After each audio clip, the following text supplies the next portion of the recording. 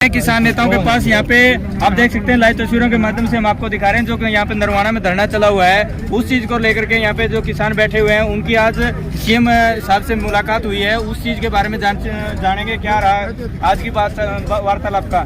प्रधान जी राम राम। राम राम जी। आज जो आप सीएम साहब से मिले हैं उसको लेकर के आपकी जो बातचीत रही वो कैसी रही? मैं बातचीत पे भी जिक्र करूंगा जी। सबसे पहले तो आपके चैनल का बहुत बहुत आभार व्यक्त करते हैं जो पूरी दुनिया देश में हमारी खबरों को भेज रहे हैं। सीएम साहब से जो बातचीत हुई है उसमें मुख्य रूप से गुलाबी सुंडी का मुआवजा का था और केवल नरवाना तहसील ही बाकी बचती है अपना एरिया में। उन्हें आश्वासन दिया है कि मैं बहुत एग्जामिन करा के बहुत जल्दी आपका मुआवजा भेजूंगा और मांग पत्र पे पूरे पे गहन अध्ययन करते हुए उन्होंने ये कहा कि मैं अधिकारियों से आज ही बात करके और बहुत जल्दी टाइम देकर आपको बुलाएंगे और कुछ बातों पर तुरंत प्रभाव से जैसे केस वापसी का है, जैसे अपना ये जमीन में जिसकी मेरी फसल मेरा ब्यौरा है उसी के नाम से जो भोरिया होगा उसी को मुआवजा मिलेगा किसी भी तरह का। तो ये सारे मुद्दे हुए। जो किसान हमारे घायल हो गए थे दिल्ली आंदोलन में या शहीद हो गए थे उनमें से कुछ लोगों के पैसे रहते आने 5 लाख रुपए के हिसाब से वो भी देने का उन्होंने वायदा किया है कि आप आलोक मित्तल जो CID के CCS हैं उनसे बात करके और हम जल्दी निपटारा कराएंगे। धन्यवाद। तो आप लोग भी कमेटी के सदस्य में थे तो वहाँ पे जो बातचीत हुई उसका माहौल कैसा था और इस प्रक्रिया के अंदर किसी तरह की आपको कोई हमारे जो मुख्यमंत्री हैं उनकी तरफ से कोई आश्वासन जो मिले हैं उसके ऊपर आप कितना विश्वास जताते हैं?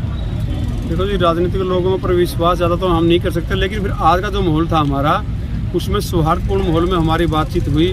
जो प्रतिनिधि मंडल यहाँ से एक डेलीगेट गया था उसके साथ मुख्यमंत्री ने सारी बातें पॉइंट दर पॉइंट बात की हैं। जो लोकल बातें DC लेवल के या SDM लेवल के अधिकारियों के पास की थी उनको तुरंत प्रभाव से कहा है। जैसे हमारी आगजनी का पैसा था 159 एकड़ हमारी ज़मीन जो नरवाना तहसील की जो आग के लपटों में जल चुकी थी, DC साहब ने स्वयं मौके पर ही कहा उनका पैसा आ चुका है, 1-2 दिन में सोमवार तक वो वितरित कर दिया जाएगा।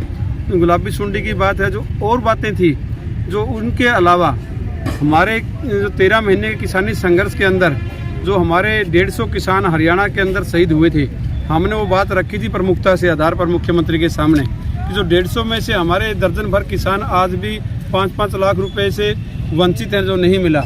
उन्होंने हमारे सामने बिल्कुल कहा है कि सरकार की तरफ से सभी 150 के 150 को पैसा आवंटित कर दिया गया। जो कोई अगर बिचौलिया कोई हमारे पदाधिकारी या कोई राजनीतिक लोगों के द्वारा ना दिया गया तो उनकी खैर खबर हम लेंगे।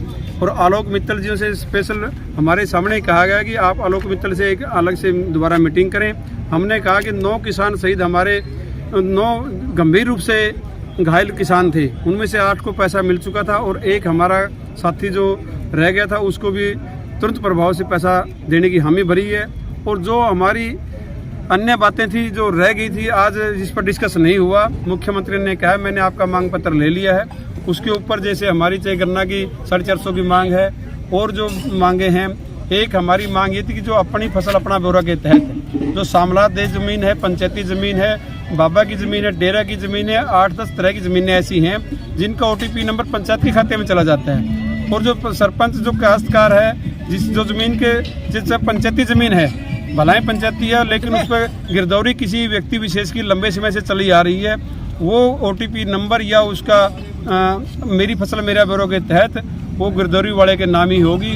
DC साहब ने स्वयं हामी भरी है कि यहाँ की तो होगी पूरे हरियाणा प्रदेश की मांग है ये OTP नंबर उस गिरदौरी वाले खाते के किसान के नाम पर जाएगा। प्रधान जी, आखिरी सवाल, जो आज आप लोग CM साहब से मिले हैं उस चीज को जो आपकी वार्तालाप लगता है कि सकारात्मक रही, क्या आपका धरना आगे भी जारी रहेगा या इसके बाद आप लोग धरना समाप्त कर देंगे? देखिए, ये तो ठीक है कि बातचीत सकारात्मक रही है और हम उम्मीद भी करते हैं कि CM जैसी बड़ी हस्ती इन मामलों को निपटाएंगी। लेकिन ये नहीं हो सकता कि आज हम धरने से उठ जाएं। धरना तब उठेगा जब हमारे खातों में पैसा आएगा और किसान संतुष्ट होगा, क्योंकि इस मुद्दे को लेकर ही हमने धरना शुरू किया था, गुलाबी सुंडी के मुद्दे को। और दूसरी मांगे हमारी, और जब तक ये केस वापसी नहीं होंगे तब तक ये धरना नहीं उठेगा। बहुत सारे हमारे बच्चे नहरी महकमा में पब्लिक हेल्थ में सर्विस करते हैं, 2-2 साल से उनका वेतन नहीं मिला, उनका वेतन मिलना, उनको पोर्टल पर चढ़ाना, ये सब मुद्दे हैं हमारे। जब तक ये सारे मुद्दे हल नहीं होंगे, सबने पीने का पानी, शिक्षा, स्वास्थ्य, तो ये धरना तो चलेगा, अनिश्चितकालीन है। और समाधान यदि हो जाता है तो फिर हमने यहाँ बैठना है, कोई चाव नहीं, फिर अपने खेत में हम काम कराएंगे। अभी लगातार ये धरना चलेगा और उचाने के मामले केस हैं जो वो वापस नहीं होंगे जब तक पिछली साल जो केस बन गए थे, ये धरना वापस नहीं होगा। धन्यवाद। धन्यवाद।